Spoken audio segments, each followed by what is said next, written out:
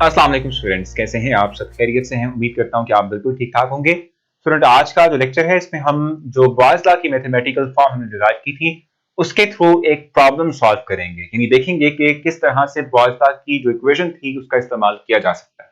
तो जी स्टूडेंट, जैसे कि मैंने आपसे कहा कि हमने एग्जाम्पल की बात करनी है, किस तरह से हम सॉल्व करेंगे इसको। हमारे पास एग्जाम्पल नंबर 5.1 है,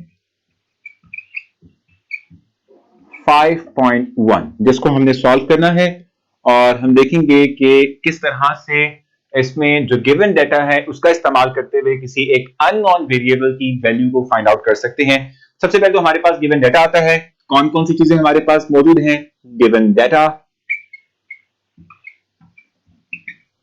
देखें, गिवन डाटा की जहां तक बात है तो इसमें सबसे पहले हमारे पास जो चीज यहाँ पर गिवन स्टेटमेंट में अगर आप देखें तो लिखा हुआ है a gas with volume 350 centimetre cube has a pressure of 650 millimeter of mercury if its pressure is reduced to 325, कम कर दिया है, ठीक है।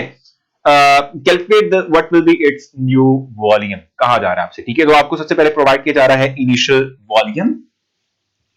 वॉल्यूम आपको प्रोवाइड किया गया, वो भी इनिशियल वॉल्यूम। तो हमारे पास ये आ गया V1 और ये कितना है जी हमारे पास? That is 350 centimetre cube.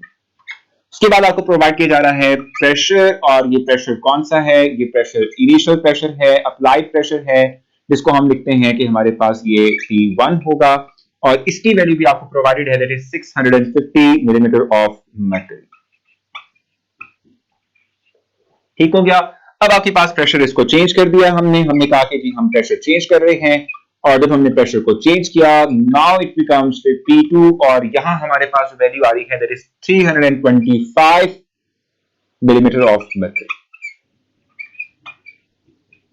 और फाइंड क्या करना है आपने? फाइंड करना है आपने वॉल्यूम, कौन सा? V2। यानी हम याद रख लेते हैं कि हमें फाइंड क्या करना है भाई? फाइंड की हेडिंग दे दी।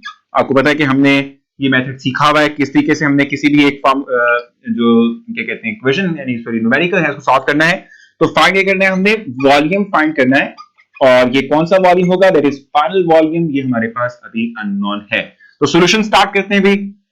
कैसे करना है हमने इसको सॉल्व? हमारे पास इक्वेशन है P1 V1 equals to P2 V2।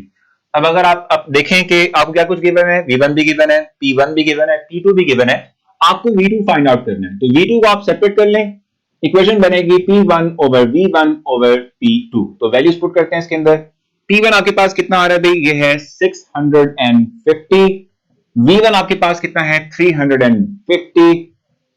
P2 आपके पास कितना आ रहा है? 325। ठीक है, इसको आप सॉल्व करेंगे। तो सॉल्व करने के बाद आपके पास आंसर आएगा 700 centimetre cube, that is V2, और यही आपने फाइंड आउट करना था। सो आप जो जनरल फार्मूला आपने निकाला था P1 V1 equals to P2 V2, इससे आप जो है, जैसे मैं आपको बताया भी था तब भी कि तीन वेरिएबल्स की अमाउंट गिवन हो तो आप चौथे को निकाल सकते हैं, फोर्थ वन को कैलकुलेट कर सकते हैं। तो अगर आपके पास P1 V1 और V1 मौजूद था, P1 V1 और P2 मौजूद था, आपने V2 कैलकुलेट किया। इस तरीके से अगर कोई अननोन वेरिएबल होगा तो भी आप कैलकुलेट कर सकते हैं अगर आपको बाकी तमाम चीजें गिवन हो, प्रोवाइडेड हो। सो होपफुली आपने ये एग्जांपल भी समझ ली। कोई प्रॉब्लम हुई तो आप मुझसे पूछ सकते हैं, मैं आपको जरूर बताऊंगा। अपना ख्याल रखें, मुलाकात होती है। अल्लाह हाफ़िज़।